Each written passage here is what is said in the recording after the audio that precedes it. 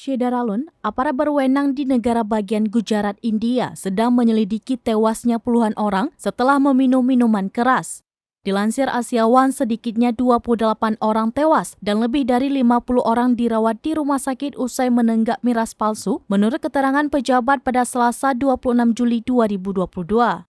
Direktur Jenderal Polisi Gujarat Asis Bhatia kepada wartawan mengatakan metil alkohol untuk industri yang dicuri dari unit kimia digunakan untuk membuat minuman keras palsu.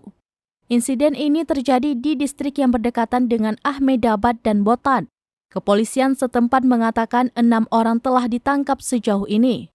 Pembuatan, konsumsi, dan penjualan alkohol dilarang di Gujarat, negara bagian asal Perdana Menteri Narendra Modi. Ada beberapa toko minuman keras resmi di mana penduduk dengan izin kesehatan khusus dan orang asing dapat membeli alkohol. Menurut Al Jazeera, polisi mengatakan bahwa sebagian besar korban adalah penduduk desa.